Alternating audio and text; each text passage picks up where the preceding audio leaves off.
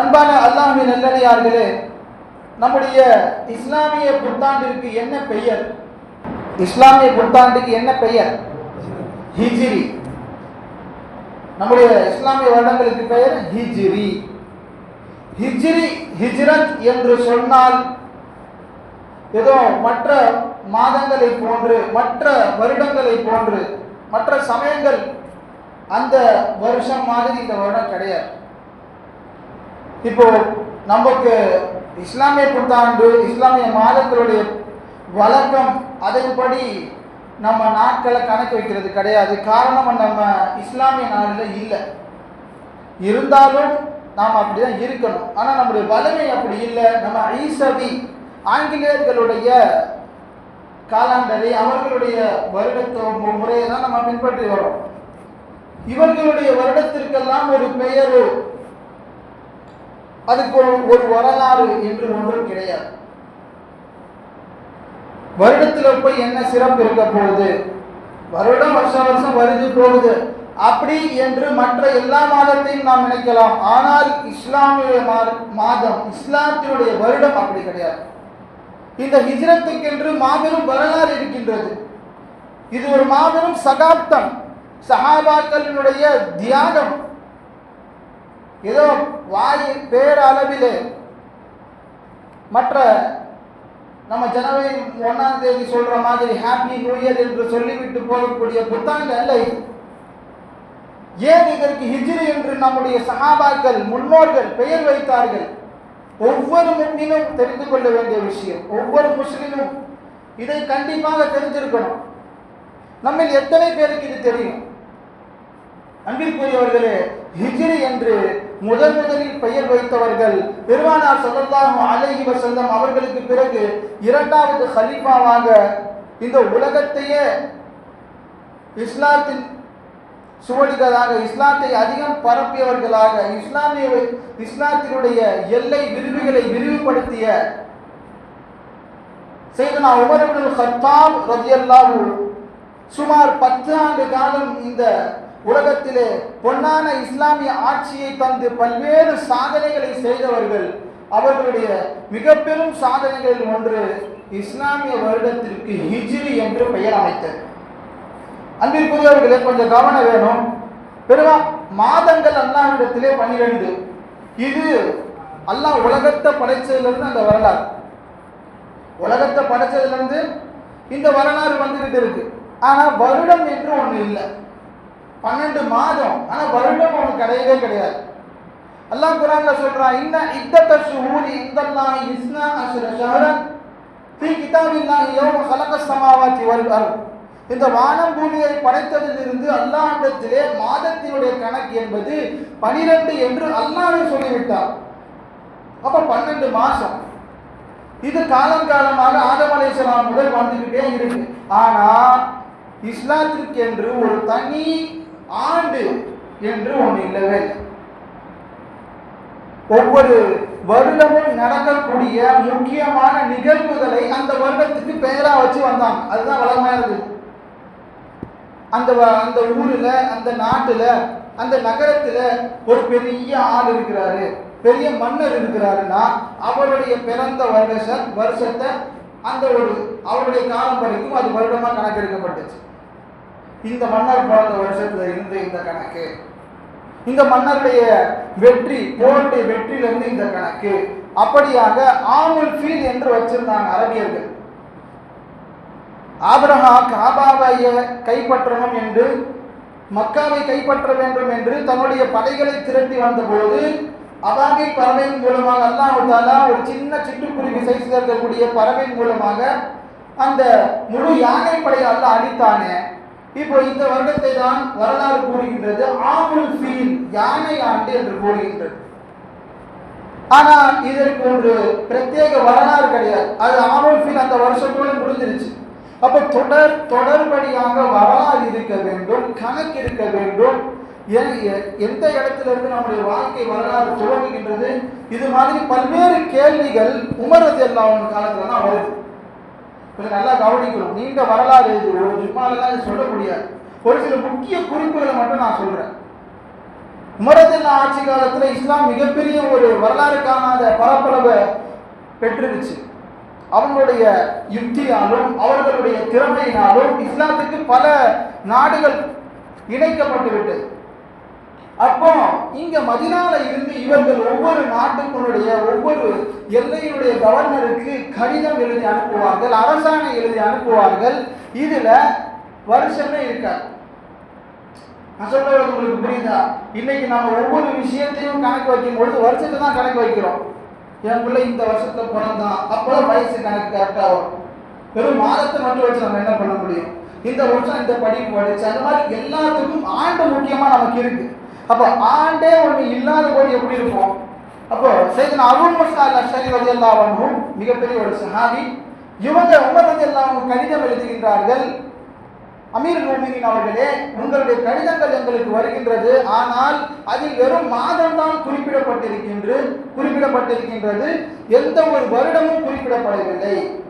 இது பிற்காலத்தில் பல்வேறு குழப்பங்களை ஏற்படுத்திவிடும் அப்படின்னு அவங்க சொன்னதற்கு பிறகு உமர் ரலியல்லாஹு அன்ஹு இது சரியான விஷயம், நம்முடைய காலத்தில் இதற்கு ஒரு தீர்வு காண வேண்டும் என்று பெரும் பெரும் சஹாபாக்களை, பெருமானாரோடு இருந்த மூத்த சஹாபாக்கள், அறிஞர்கள், ஆளுமைகளை ஒன்று திரட்டி ஒரு மஷோரா செய்தாங்க.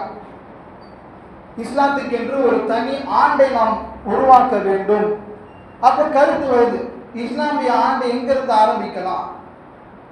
பெருமானார் தான் இந்த இப்ராஹிம் அலைஹிஸ்ஸலாமுக்கு அடுத்தது இஸ்லாத்தை விதைத்தவர்கள், முழுவதுமாக ஏற்படுத்தியவர்கள், பரிபூர்ணமாக்கியவர்கள் பெருமானார் ஸல்லல்லாஹு அலைஹி வஸல்லம். அப்ப சஹாபாக்களுடைய கருத்து கவனிங்க, பெருமானார் ஸல்லல்லாஹு அலைஹி வஸல்லம் இல்லைன்னா நம்ம இல்லை. அப்போ அவர்கள் இந்த உலகத்தில் என்று உதித்தார்களோ அதுதான் இஸ்லாமுடைய ஆண்டுடைய துவக்கமாக இருக்க வேண்டும். ஒரு கருத்து, பெருமானார் இந்த உலகிற்கு வந்த ஆண்டிலிருந்து. இன்னொரு கருத்து, இல்லை, பெருமானார் ஸல்லல்லாஹு அலைஹி வஸல்லம் அவர்களுக்கு அல்லாஹ் எப்பொழுது நபி பட்டத்தை பகிரங்கமாக அறிவித்தானோ, பிறக்கும் போதிலிருந்து பெருமானார் நபி தான், ஆனால் நீங்க நபின்னு சொல்லி மற்றவங்களுக்கு எல்லாரும் போய் சொல்லுங்க என்று பகிரங்கப்படுத்தப்பட்டது பெருமானாரின் 40வது வயது. இது இரண்டாவது கருத்து. நபி பட்டத்தை நாம் இஸ்லாத்தினுடைய முதல் ஆண்டாக வச்சுக்கலாம். மூன்றாவது கருத்து, பெருமானார் ஸல்லல்லாஹு அலைஹி வஸல்லம் வஃபாத்தில் இருந்து இஸ்லாத்துடைய முதல் ஆண்டை வச்சுக்கலாம். நான்காவது கருத்து, இது சையதுனா உமர் ரலியல்லாஹு அன்ஹு முன்மொழிகிறார்கள். உமர் ரலியல்லாஹு அன்ஹு கூறுகிறார்கள், இல்லை, ஹிஜ்ரத்தை தான் நாம் கணக்கெடுப்பது சரியாக இருக்கும். ஏனென்று சொன்னால் ஹிஜ்ரத் இல்லை என்றால் இன்று இஸ்லாமே ஒன்று இல்லை. ஏன்றதை நான் பின்னாடி சொல்றேன். உமர் ரலியல்லாஹு சொல்றாங்க, ஹிஜ்ரத்தை நாம் இஸ்லாமிய ஆண்டாக வைக்க வேண்டும் என்று கூறும் பொழுது எல்லா சஹாபாக்களும் மனப்பூர்வமா ஏற்றுக்கிட்டாங்க. இதுதான் சரி, ஹிஜ்ரத்து தான் நிச்சயமாக இருக்க வேண்டும். காரணம், பின்னாடி வரக்கூடிய சமூகம், நம்முடைய வரலாறு என்ன, ஹிஜ்ரத் இஸ்லாம் எப்படிப்பட்ட ஒரு தியாகத்தின் மீது எழுப்பப்பட்ட கோபுரம் என்பதை பிற்காலத்தில் வரக்கூடிய சமூகங்கள் ஒவ்வொரு வருடமும் அறிய வேண்டும், சிந்திக்க வேண்டும், நம்மை நினைவு கூற வேண்டும். இதுதான் சரியான முடிவு என்று எல்லா சஹாபாக்களும் அந்த கருத்தை ஆமோதித்து முதலாக இஸ்லாத்திற்கு ஆண்டு அமைக்கப்பட்டது ஹிஜ்ரி. எங்கிருந்து துவங்குது? பெருமானார் ஸல்லல்லாஹு அலைஹி வஸல்லம் அவர்களுடைய 53வது வயதில் மக்காவில் இருந்து சஹாபாக்களோடு மதீனாவுக்கு சென்றது தான் என்னது, ஹிஜ்ரத். இங்கிருந்து தொடங்கு. இந்த கணக்கில் பார்த்து தான் இன்னைக்கு நம்ம எத்தனாவது வருஷத்துல இன்னைக்கு இருக்கிறோம்? 1448. புரியுதா? இப்போ ஹிஜ்ரத் எப்படி வந்ததுன்றதை நம்ம பார்த்துட்டோம். சையதுனா உமர் ரலியல்லாஹு அன்ஹு மூலமாகத்தான் ஹிஜ்ரத் அமைக்கப்பட்டது. சரி, இந்த ஹிஜ்ரத்துக்குள்ள அப்படி என்ன ஒரு தியாக வரலாறு? சாதாரணமான விஷயம் இல்லை ஹிஜ்ரத் என்பது. ஏதோ நம்ம இன்னைக்கு கல்யாண காட்சிக்கு தான் போட்டுக்கிட்டு இருக்கிறோம் இல்லையா? கல்யாண பத்திரிகையில மணமகன் மணப்பெண்ணோட அந்த சைன் போடுற இடத்துல ஹிஜ்ரி இருக்கு. அதை தவிர நம்ம என்னைக்கு ஹிஜ்ரியை நினைவு கூறுறோம்? முமின்களே, அப்படி இருக்கக்கூடாது. ஹிஜ்ரி என்பது நம்முடைய இஸ்லாமிய மாதம், இஸ்லாமிய ஆண்டு. ஹிஜ்ரத்துக்கு மிகப்பெரிய வரலாறு இருக்கின்றது. எவ்வளவு பெரிய வரலாறு! சுருக்கமா ஒரு 4 வரியில சொல்லலாம். ஹிஜ்ரத் இல்லை என்றால் இன்றைக்கு நாம் இல்லை. சிம்பிளா புரிஞ்சுக்கணும்னா, ஹிஜ்ரத் என்று இஸ்லாமிய வரலாற்றிலே ஹிஜ்ரத் என்று ஒன்று இல்லை என்று சொன்னால் இன்னைக்கு நம்ம யாருமே இல்லை. அப்படின்னா நம்ம யாரும் இஸ்லாமிலே இல்லை. காரணம் என்ன? ஒரு கட்டத்திற்கு மேலாக சஹாபாக்களை இஸ்லாமிய வாழ்க்கையை பின்பற்றி வாழ்வதற்கு ஒருபோதும் விடவில்லை. காபிர்கள் தொட முடியாது, இஸ்லாமிய பிரச்சாரத்தை மேற்கொள்ள முடியாது. அதிலும் குறிப்பாக பலகீனமானவர்கள், ஏழை எளியவர்கள், அடிமையாக இருந்தவர்கள் எல்லாம் கொலை செய்யப்பட்டார்கள், சித்திரவதை செய்யப்பட்டார்கள். நாளுக்கு நாள் காபிர்களுடைய அநியாயமும் அட்டூழியங்களும் அன்று மேலோடி இருந்த பொழுதுதான் சஹாபாக்கள் ரசூலுல்லாஹிடத்தில் வந்து கேட்கின்றார்கள், யார் ரசூலுல்லாஹ், இதற்கு ஒரு முடிவு இல்லையா? அல்லாஹ்வுடைய உதவி எப்போ என்று சஹாபாக்கள் கேட்டதற்கு பிறகு அல்லாஹ்வுடைய முடிவு நிச்சயமாக உங்களுக்கு விரைவில் வரும் என்று பெருமானார் கூறி இந்த ஹிஜ்ரத் தொடங்கியது. ஹிஜ்ரத் சொன்னா சஹாபாக்கள் இத்தனை வருஷம் மக்கால இருந்தாங்க, அப்புறம் குடும்பமா காலி பண்ணி மதீனாவுக்கு போயிட்டாங்க என்று மாத்திரம் நாம் நினைச்சிடக்கூடாது. மக்கால இருந்து மதீனாவுக்கு போறது என்ன நம்ம சாதாரணமா வீடு காலி பண்ற கணக்கா? இன்னைக்கு நம்ம குடும்பத்திற்காக, செல்வத்திற்காக, வருமானத்திற்காக நாடு கடந்து பயணிக்கக்கூடிய எத்தனையோ இஸ்லாமியர்கள் இருக்கிறாங்களா இல்லையா? நம்ம இருக்கிறோம். குடும்பத்துக்காக, தவறல்ல. அப்ப இதையே நம்ம தியாகமா சொல்லும் பொழுது சொல்லுவோமா இல்லையா? குடும்பத்துக்காக எல்லாத்தையும் விட்டுட்டு போய் எங்கேயோ கடந்து கிடக்கிறான் சொல்றோம். அப்ப சஹாபாக்கள் யாருக்காக போனார்? யாருக்காக போனார்கள்? நமக்காக, இஸ்லாத்திற்காக, அல்லாஹ்வுக்கும் ரசூலுக்குமாக எதையும் இழக்க தயார் என்று மேற்கொண்ட பயணம் தான் இந்த ஹிஜ்ரத். கையில் உடுத்திய ஆடையோடு, கையில் இருந்த அத்தியாவசிய பொருட்களோடு அன்னைக்கு கிளம்பினாங்க சஹாபாக்கள். எந்த அளவுக்கு சொன்னா, வீட்டில் இருக்கக்கூடிய எந்த ஒரு பொருளையும் எடுக்க விடல காபிர்கள். அவர்கள் தலைமுறையாக, பரம்பரையாக வாழ்ந்து வந்த இல்லங்களில் இருந்து அவர்களுக்கு சொந்தமான நகைகள், ஆபரணங்கள், ஆடைகள் எதையும் எடுக்க விடவில்லை. எல்லாத்தையும் சூறையாடினாங்க காபிர்கள். பயங்கரமாக துன்புறுத்தப்பட்டார்கள். பல அடி வாங்கினதற்கு பிறகு, காயப்பட்டதற்கு பிறகு எப்படியாவது இங்கிருந்து நம்ம போகணும், அல்லாஹ்வுடைய கட்டளை வந்துருச்சு. சஹாபாக்கள் பயந்து ஓடி போகல, அல்லாஹ்வுடைய கட்டளை, நீங்க இதுக்கப்புறம் மக்கால இருக்க வேண்டாம், மதீனாவுக்கு போக வேண்டும் என்று. அப்போ எல்லா கஷ்டத்தையும் தாண்டி சஹாபாக்கள் மக்காவை விட்டு மதீனாவுக்கு சென்றார்கள். யாரெல்லாம் சென்றார்கள்? சின்னஞ்சிறு பிள்ளைகளில் இருந்து தள்ளாடும் வயது கிழவர்கள் வரை எல்லாரும் போனார். ஒரு 120 வயசு வயதான சஹாபி ஒருத்தர், அவரோட பேரை ஜுந்து, எந்திரிக்க முடியல, படுத்த படுக்கையா இருக்கிறார்.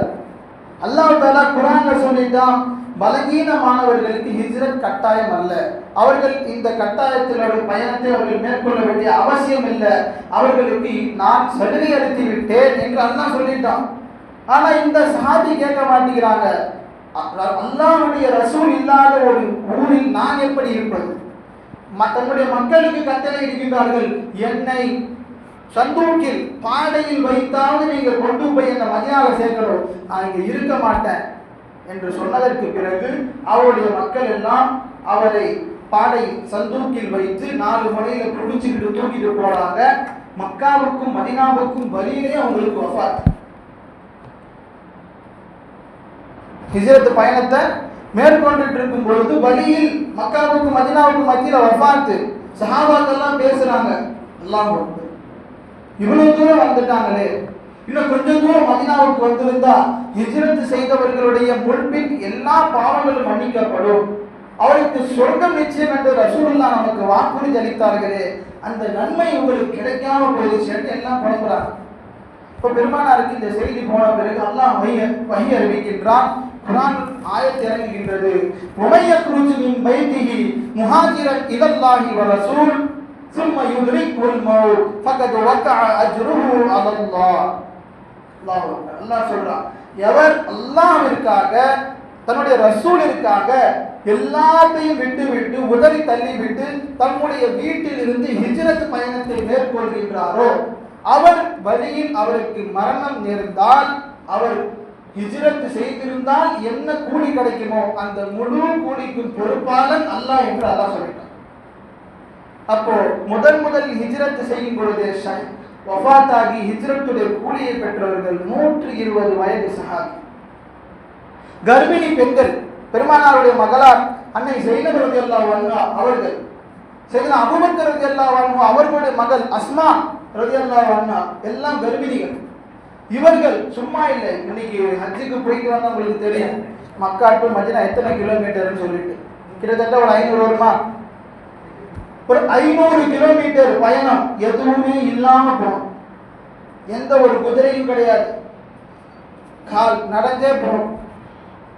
கிட்டத்தட்ட 2 வாரங்களுக்கு மேலாக அந்த கர்ப்பிணி பெண்கள், வயதானவர்கள், சிறுவர்கள் எல்லாரும் நடந்துதான் போனாங்க. இப்படிப்பட்ட ஒரு தியாக பயணம் தான் இந்த ஹிஜ்ரத்.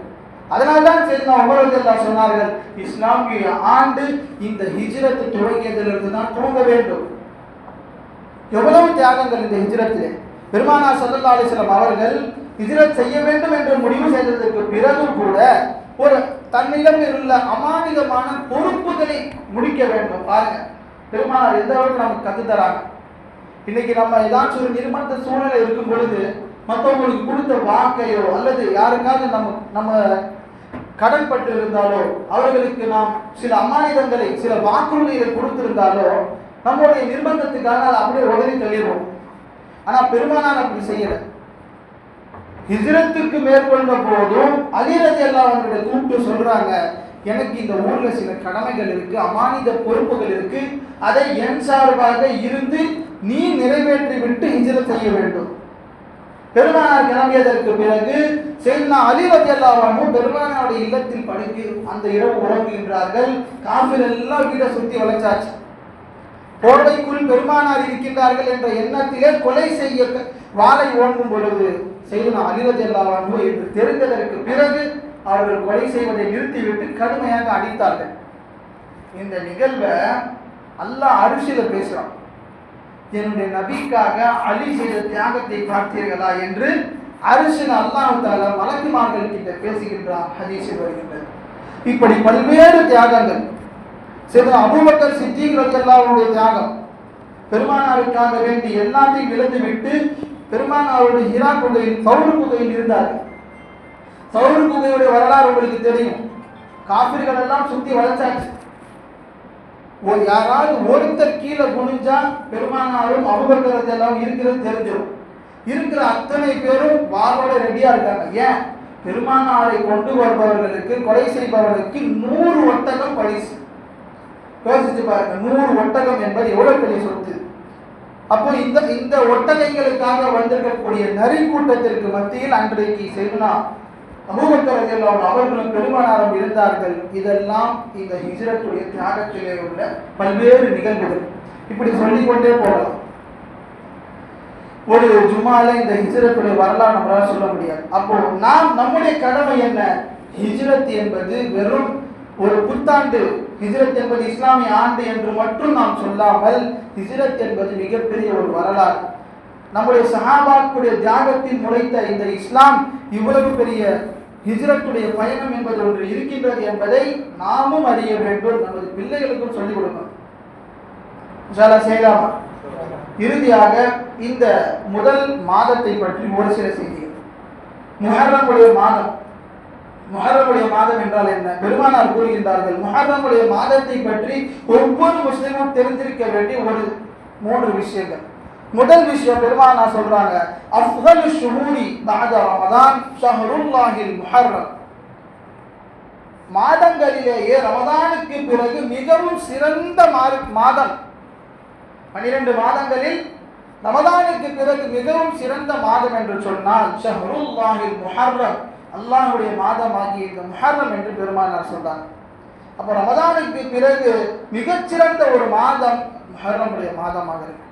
இரண்டாவது செய்தி, பெருமானார் சொன்னார்கள், அஃதலு ஸியாமி ஷஹ்ரி பஅத ரமதான் ஷஹ்ருல்லாஹில் முஹர்ரம். அல்லாஹ்வுக்காக வேண்டி நோன்பு வைப்பதில் ரமதானுக்கு அடுத்து சிறந்த ஒரு மாதம் என்றால் அது முஹர்ரமுடைய மாதம். அப்போ ரமதானுக்கு பிறகு நோன்பு வைப்பதற்கு என்று சிறந்த ஒரு மாதம், அல்லாஹ்வுக்கு பிடித்த மாதம் இந்த முஹர்ரமுடைய மாதம். பல்வேறு சிறப்புகள் இருக்கு. 12 மாதங்களை இந்த உலகத்துக்கு தந்த அல்லாஹ் இதில் 4 மாதங்கள் சிறப்பு என்று அல்லாஹ் சொன்னான். அந்த 4 மாதங்களில் ஒன்று முஹர்ரமுடைய மாதம். அல்லாஹ்வுடைய ஏற்பாடு பாருங்க. வருடத்துடைய முதல் மாதம் முஹர்ரம், வருடத்துடைய இறுதிய மாதம் எனது துல்ஹஜ். யாரா டிசம்பர் சொல்லுங்க, துல்ஹஜ்.